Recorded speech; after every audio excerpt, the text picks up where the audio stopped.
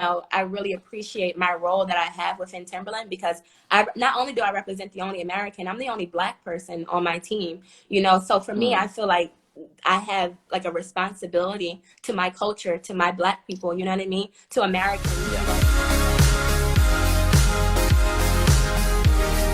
From there, I moved to Switzerland in July. And I've Mm. been here for 3 years now, which is crazy how time has been flying. Mm. It's so crazy. When you're finished in school or wherever point you are in your life, whether you're applying for a new job, it's important to make sure that, you're updating your portfolio continuously. And in Mm-hmm. terms of a bit of advice for anybody who is updating their portfolio, process is key. A lot of companies like to see the process of how you got to your final work, because Process. then they'll Yes. know how, yeah, they'll know how you're thinking, and they're like, okay, I like the way he or she thinks. We need this type of thinking, on our team. So a lot of people think you just need to show only, oh, I made this shirt and that's it. That's in my portfolio. That's not enough, Mm-hmm. the process. So I encourage anybody who is in the field right now, who's working or doing whatever, make sure you take photos, take videos of your stuff, and really capture it and put Mm. that in your portfolio. Even if it's not the prettiest sketches, they like to see that work, to know, this is what's going on in her mind to get to Yeah. that final point. Wow. So that was important for me, just making sure that I had a lot of my process photos, and then putting it all together and then submitting that and showing my work of In what I've Thailand. done. So before it's all about the story and experiment about how you're gonna tell the story, it's really important that you have to show all the process that you've been done to the result at the end. How do you research and approach your customer? So as I mentioned before, Timberland, we design globally, and this is why we're based here. Yeah.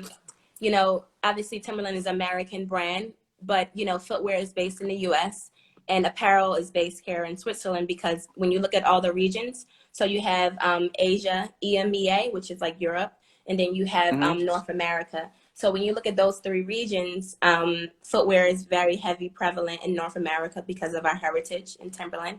And then, the apparel is very, in terms of revenue, the apparel is very big in Europe, and this is why we're based here in Europe. Um, but yeah, even though we're big here, we still have our other regions to cater to, which is North America and Asia. So our team is super diverse. So I'm the only American on the team, but our team consists of someone from Sweden, people from the UK, Italian, Greek, French. There's so many Mm. nationalities on our team, and I think that dynamic really brings a lot of perspective in terms of designing globally. We're not just designing for a local market. For I'm from Philadelphia. I'm not designing for the people that are in my Philadelphia local neighborhood. You know what I mean? I need to understand consumers, because culture plays a big thing in this as well. Yeah. People, it's a regional conversation, but it's also a cultural conversation, and getting to know what's in the consumer's minds and how they resonate with the brand. For example, North America, they know the brand because of the yellow boot. It's a charger. Yeah. This book. Um, but yeah, so North America knows the brand because of the yellow boot, and then also its strong Mm. roots in the hip hop industry. Hip hop and Timberland is like, yin and yang, they go together. So that's what North America really Mm. values and appreciates about, the brand perception of Timberland. The reality about some of our products is, Middle America is, excuse me, Middle America is the bulk of our product in terms of, who's buying Timberland in America, which is Mm. very, it's the case for most brands. Like if you look at Nike, if you look at Adidas, or like all these type of brands, Middle America is the driving force for a lot of these brands. But we thrive off of collaborations and things that can really bring a lot of heat and relevance to the brand, which is what I was working on when I first joined Timberland for the first couple of years here. I was designing collaborations, and I worked with, Christopher Rayburn, who's a London-based designer. Worked with a lot of different collabs. I can't think of them right now. SpongeBob. Yeah. SpongeBob was one, which I remember my team Love didn't SpongeBob. understand. My team didn't understand why would we do a collab, with SpongeBob. And I remember them coming to me like, Alicia, and I'm like, guys, like, and I think that's why it's important to have so many different nationalities on a global team, because you need to know, you know, the viewpoints of different regions. And I was like, guys, the hype culture in terms, when I say hype culture, I'm talking about those sneakerheads, the people who are buying Supreme, you know, the people who appreciate nostalgia stuff. You know, a bulk of those people are millennials. I'm a millennial, you know, I'll be 30 in, I'll be 30 in 6 months. But yeah, so a lot of those people really resonate with SpongeBob. I grew up on SpongeBob. There's so many memes on SpongeBob. SpongeBob is important to the culture, like in terms of the memes of the world of social media. So, you know, I was explaining to them, like, guys, this is going to be something that people are going to be interested in. And lo and behold, like, that collection sold out, which was great. So yeah, I think that's a testament to understanding the mindset and also what triggers, because I think a lot of consumers buy things because of nostalgia. So anything that is like, oh my God, this is warm and cozy. I remember when I was a kid and I had this. You know, if you can play on and understand, the psychology and also, the nostalgia that resonates with different consumers, then, that's how you can really get into their hearts.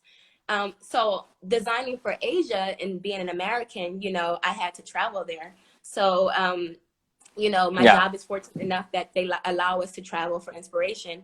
Before coronavirus hit, I traveled to China and Japan just for an inspiration trip.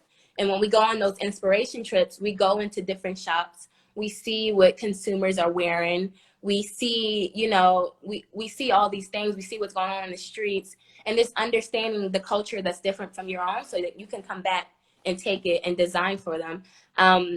My friend is saying it's important to have representation of culture in the realms for reasons like this, which for me, specifically as a Black designer, in our industry, there aren't a lot of Black people, in the position that I'm in right now.